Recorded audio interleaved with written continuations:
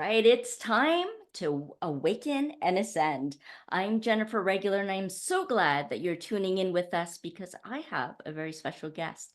He is the conscious consultant. Sam Liebowitz is here joining me from New York City to talk about real power and how real power actually comes from presence. And that presence comes from working through our deep inner trauma and pain. Sam, I hear that you are on a mission to support and facilitate the unfolding in consciousness of this planet. So I am so happy that you are here. So I want to just give you such a big warm welcome. Thank you so much, Jennifer. I really appreciate you having me on the show. I really appreciate, giving me the opportunity to speak to your audience.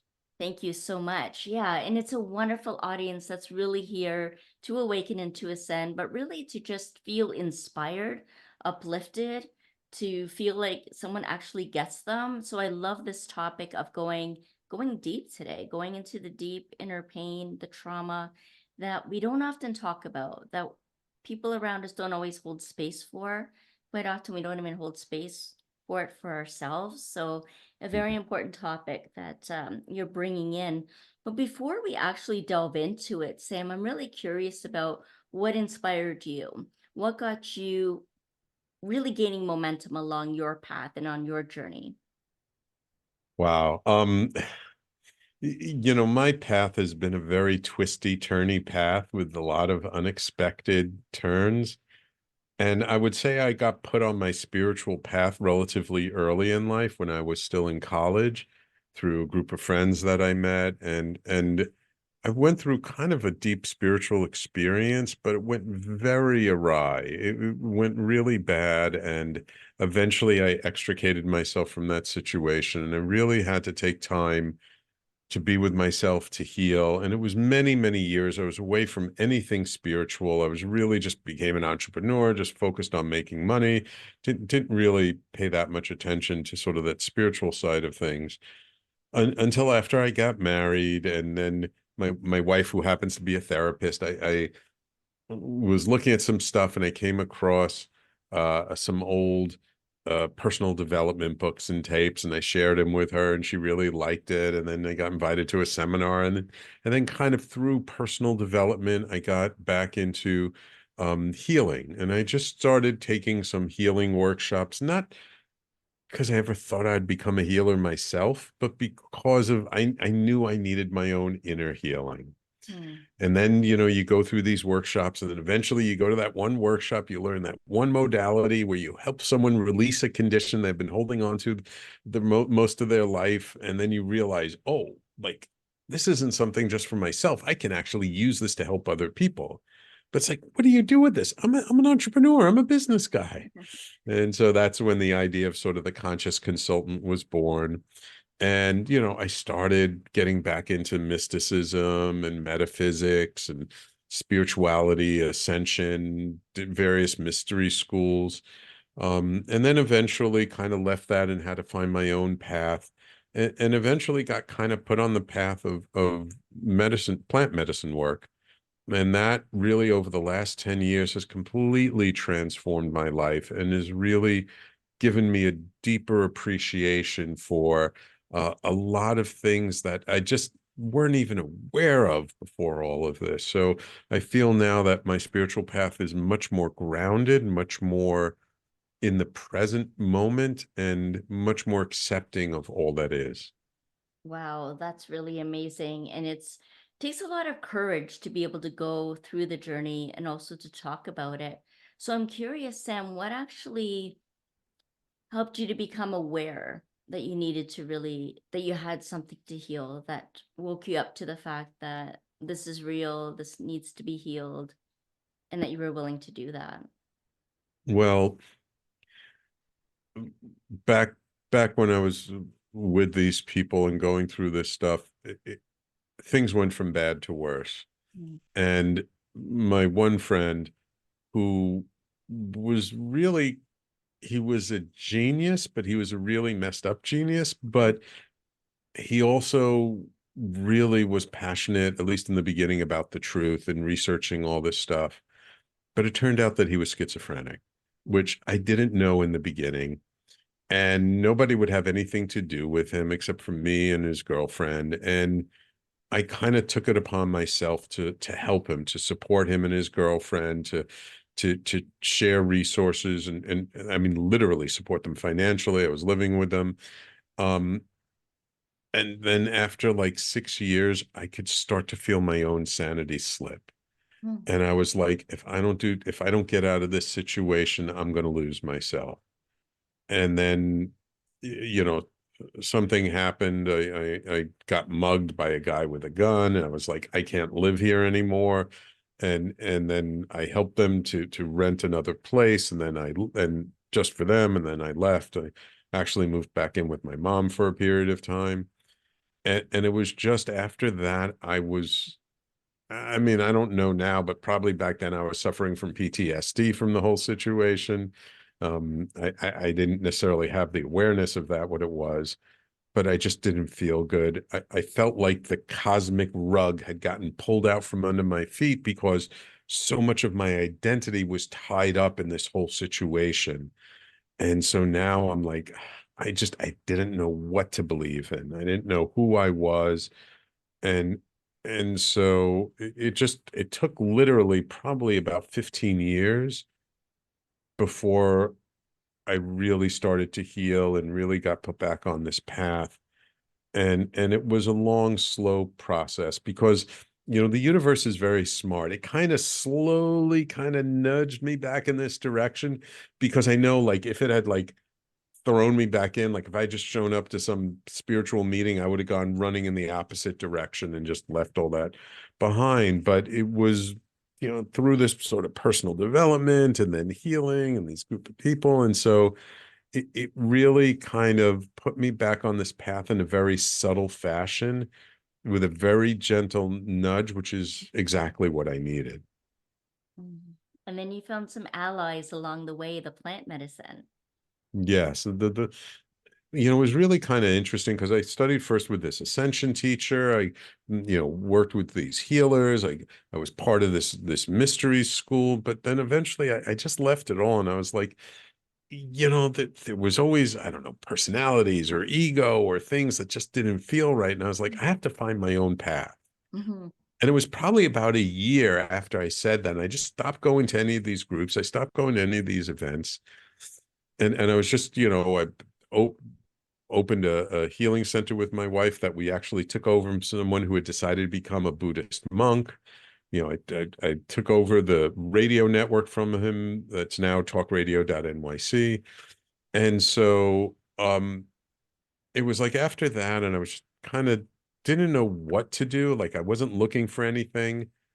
And then I get this text from a friend of mine on a Friday afternoon. Open Heart Sacrament Community. And then this long paragraph, I'm reading it and I'm like, I have no clue what he's talking about or what it says, but I'm like, if this is a spiritual group, let me check it out. It's like 7 blocks from where I live. So I go to this meeting and it just like meeting people. They seem like cool people. I met the guy who was the facilitator. I didn't know he was a facilitator at the time, but I just got kind of a good feeling from him. My friend finally showed up and I'm like, so what gives? What is this all about? And he goes, well, you heard of ayahuasca? And I was like, yeah, I've heard about that for the last 3 or 4 years. Puking all night long in a bucket is not my idea of a spiritual experience. No, thank you. And he's like, no. What we do is much gentler. It's different than that. Hey, we're doing a ceremony tomorrow in Brooklyn. Why don't you come? And I'm like, thanks, but no thanks. And so I leave and I'm walking the 7 blocks back to my apartment. And I'm thinking to myself, my wife's away at a conference. I don't have any workshops. I don't have any friends to get together with this weekend. I actually have space to say yes. And I thought, you know what? I can try it once. One time isn't going to damage my soul for eternity. So it was funny because I was actually kind of negative. It's kind of against it, but it was just there was this space in my life. So I went. I had a huge experience. My wife came back from this conference and she immediately started responding to me differently because she could feel that I was different. And it wasn't necessarily anything I did or anything I said, but it was just an energetic feeling. And so she kept pestering me about it and asking. I was like, I don't know what to tell you. Just they're doing a ceremony next month. Let's go. And so she came. She had a huge experience. And she's such a grounded person. And she always was very, in a way kind of critical of all these spiritual stuff I took her to. But this, she's like, my God, this was like getting 10 years of therapy in one night. Wow. And it's like that was the only testimonial I needed. The fact that she saw value in this work, I knew I had something good on my hands. And so I really dove in deep. I worked with that facilitator for a couple of years. Within 6 months, I think I was like, hey, I got to learn how to do this. How do I become a facilitator? And he's like, just keep showing up. And so I started training, and then he left. And I worked with a different facilitator, and eventually, went on that path. But it was such a path of healing for me, of finding community and like-minded people. It really turned my life around. And like now, it's like been almost 10 years, and looking back on it, I just can't imagine where I would be today had I not had this path not found me. I didn't find this path. I wasn't looking for this path. It found me. Yes. Yes. And you were open for it. You had space in your life to say yes. And so you did. And I'm curious how this fits in with the power of presence, where the real power comes from presence, because sometimes people will think that when you engage in plant medicine or any kind of mind altering substances, that, well, are you really present then? Or does it enhance your ability to be present? So let's talk about that a little bit. What are your thoughts around that? So I have a very different perspective on presence than if you had asked me 10 years ago. Mm, And yes, maybe when you're in ceremony, engaged with the plants, maybe you're not quite as present as you are in normal life, or maybe it's just your presence is different. You're present to different things. mhm, Because one of the amazing things about this work is that when you're engaged in ceremony, awarenesses come up around stuff that we've been through that we never even were aware of. And it just kind of reminds me of my first ceremony where the content that was coming up was nothing I was unaware of. It wasn't anything that I had already worked on, tried to process, went to energy healers about, I'd already worked on this stuff. But somehow I was still holding on to the energy of those experiences, and I wasn't even aware of it. mhm, mhm. And by the end of the ceremony, I felt like there had been this 1,000-pound weight on my shoulder that I finally dropped, that I never even knew it was there. Wow. And so what I've learned and what I've seen through my own experience and seen through other people's experiences, that as we unwind our traumas, as we work through the things that make us not feel as good about ourselves, make us feel like life is so hard and painful, as we unwind that during that integration period, which is the most important part, it's not being in the ceremony, it's after the ceremony. It's how do we take these experiences and apply it to our day-to-day life? Mm, Like that's when we start to become more present, because suddenly we feel safer just being alive. We still feel safer being ourselves. And as we uncover and unwind all these layers of trauma and pain, we start to be okay really being with someone else. mm, And it's kind of also like the better we know our own pain and the better we know our own trauma, that then when we show up and we're with someone else, we're able to see them more clearly. We're able to kind of recognize ourselves in a clearer way in another person. And so instead of running away from it, instead of just being reactive, we can be really present to things in this other person that normally might have triggered us, but now because we've worked on this stuff, it doesn't trigger us the same way, and we can really be present with them. So to me, presence really comes from a much deeper acceptance of everything we've experienced. And so now we can feel another person's energy better. We can notice their body language. We can feel whether they're anxious or nervous or tired or sad or angry in a way that we just weren't aware of before. yeah, and we get to integrate a higher consciousness model of living and way of being able to relate with each other and communicate and commune with and hold space for each other in such a really profound and sacred way. I wonder, Sam, in your work, how you would encourage someone to allow them to befriend themselves, to befriend the pain and the trauma, and be willing to hold space for themselves in that. Yeah. So, one of the things that I've learned over the years is to really kind of pull back Mhm. on judging things as being good or bad, right or wrong. Right. And one of my teachers, actually, I was just in a training this past weekend. He kind of talked about how this relationship of positive and negative, how like when we're in this space where this is positive and this is good, and then back here this is the negative and that's bad, it kind of causes a division. And so it's like the bad is hiding behind the good, and so we're not really whole. And so the first thing to do is to kind of bring this quote unquote negative part of ourselves forward, to actually see it and own it. And then we can start to have agency around it, because now we're not denying this side of ourselves. And this side of ourselves, it might not be necessarily about the pain we experience, but about just accepting that we made the choices that we made, that we felt the pain that we felt, and that we didn't make a different choice to do something different. A lot of people, we have shame and guilt around these bad situations, these quote unquote bad situations that we experienced, and that causes us to kind of hide it and deny that side of ourselves. But if we bring it forward and bring it to our awareness and our consciousness and say, that's a part of me too, then we start to have agency, and then we can learn to bring it together and integrate it until we come to wholeness, where it's like, you know what, that's all part of me. Yeah. Like those good decisions, those bad decisions, those judgment, all these different things that I've done over my lifetime, it's all me, and it's okay. And it's part of being a human being, and we're never going to be 100% perfect, and we don't have to be. We just have to own it and take responsibility for it, and be willing to say, yes, that's me too. Mm. And when we get to that place, suddenly, and this is a different teacher kind of talks about this, we make a decision to fully be here. And it's so interesting, because when this person, her name's Jennifer Huff, she's amazing. I never even thought about like how so much we make this choice not to fully be here so we don't have to feel the pain. Mm-hmm.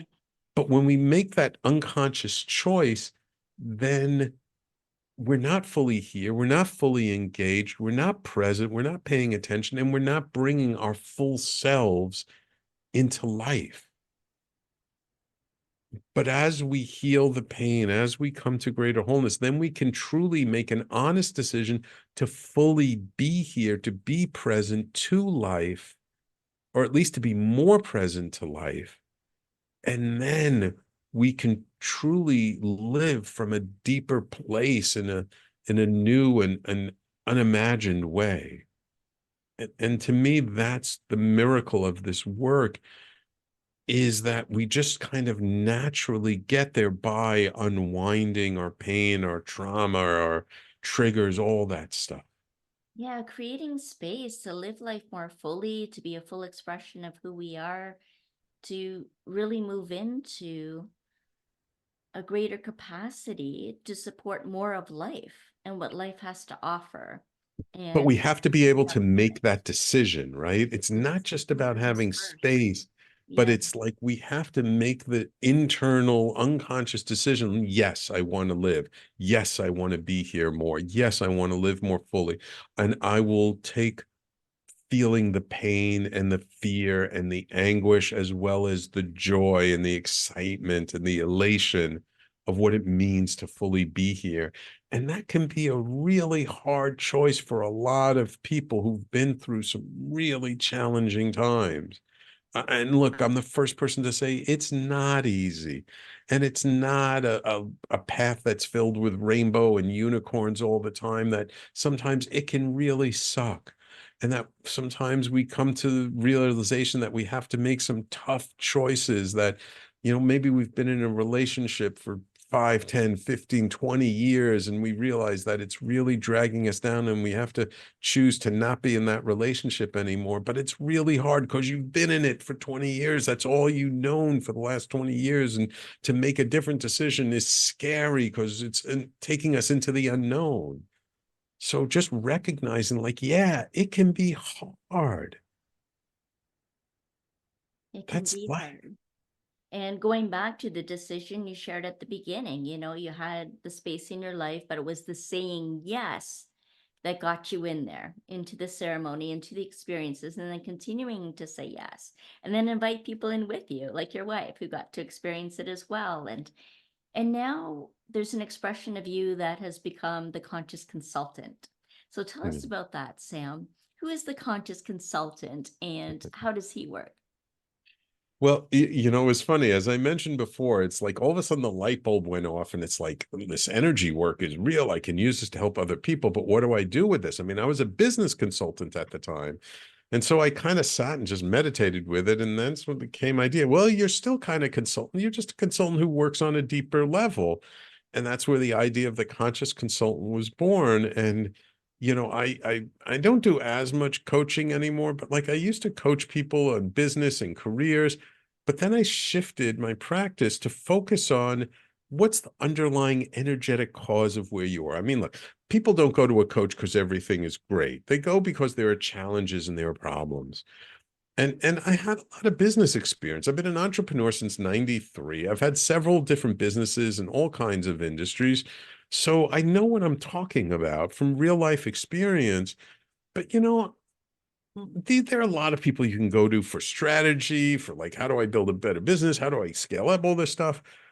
But I'm the guy who you go to when you've tried all the normal stuff, nothing is working, you're having problems in the office, you're having problems at home. And so I looked at, what is this underlying energetic pattern? Where does it come from? What's the cause, the root cause of it? And then I work with people, I give them practices and things to do where they can unwind these patterns. And the interesting thing is when you kind of start to pull the thread on these knots, it's not just one thing gets better, it's like everything gets better. Mm-hmm. But now my focus really is on helping people to live a more conscious life. It's on our radio network, there used to be this show called The Dudes of Disruption, a great show, and they had these rules of being a dude, and they said their number one rule of being a dude was to know your higher purpose. And when I heard them say that, it instantly dropped in. I knew what my higher purpose is, which is to help and facilitate the unfolding of consciousness on the planet. And so I do that lots of different ways through lots of different avenues, but that's really what I'm about. It's just helping people, groups, organizations to be more conscious in whatever it is that they're pursuing. Because I feel like when we're more conscious, we show up better, we're kinder, we're more compassionate, we're more sustainable in our way of approaching things. We're more aware of what's going on in the environment around us and how to treat the earth with more respect. It just everything gets better. Everything does get better, and you get to tune into your true passion. And the way that I see passion, when you break up the word, it's pass I on. That I being your soul's expression of what you're here to pass on in this lifetime. And you to be able to facilitate the unfolding of consciousness on this planet is what you're here to pass on in this lifetime. And so I'd love to hear how people can connect with you, Sam, because I'm going to put all of those links in the show notes below so that people can easily find you. But how would they do that? And what would they expect when they click onto those links? So there are a couple of different ways to find me. Of course, I do my own weekly show on talkradio.nyc. It's called the Conscious Consultant Hour, and it's on all the podcasting apps as well. So you can always go there. So you can subscribe to it. My personal website is theconsciousconsultant.com. And if people want to get in touch with me, my email is sam@theconsciousconsultant.com. And so just email me if you want to have a quick discovery call, you want to learn more about how to work with me and stuff, we can have a conversation. And we can talk about it. I work with people here in New York City and across the globe because, we're able to work virtually now, as most people are. So please feel free to reach out, and just listen to my show. I cover all kinds of topics. It's very similar to the topics that you cover on your show, Jennifer. And I hope people will get a lot out of it. Yeah, absolutely. I'm sure that they will. So we'll make sure to have those resources down below. Some other ones too, a little bit more about my work at Lighting the Path and some guides that you can download. Sam, I wonder while we have you here, if there's anything else that you would like to share with us. Um, I think the most important thing for people to remember when you start stepping on this path is that there are going to be good days and bad days. It's not always going to be blue skies and sunshine. Sometimes it's going to be dark, cloudy, stormy days, and that's normal and that's human and it's okay. And I feel like when we can accept ourselves as being a human being, a very fallible human being who, in our own eyes, makes mistakes. Spirit doesn't see it as mistakes. It's all part of our path of growth, but we feel like it's a mistake. And it's okay if we have that judgment, just accept it as part of being human. And I think when we can allow ourselves to truly be a human being, that it makes it easier for allow others to be human beings, and then suddenly life doesn't have quite the same charge around it. Mm. And yeah, there are wonderful people out there and there are lousy people around out there. And they all have their own path, just the way we have our own path. And they're all fallible human beings. So let's just make a little space, have a little more compassion for people to just be human. It's okay to be human. I love that. Thank you so much, Sam. It's been such a pleasure having you on this show. I really appreciate all the wisdom that you shared in your own life experiences and what you went through on your healing journey and now inspiring others on theirs. Thank you. Well, thank you so much, Jennifer. It's been a pleasure to share with you and your audience. I really appreciate it. Thank you so much. Absolutely. And I want to thank each and every one of you that have been tuning in to Awaken and Ascend. Please leave a comment. Let us know how this left you feeling. If there are any insights that came to you while you were watching the show, of course, give us a thumbs up so we can reach more people. And join us again next week on Awaken and Ascend every Wednesday at 3 p.m. Pacific. We'll be here. Bye for now.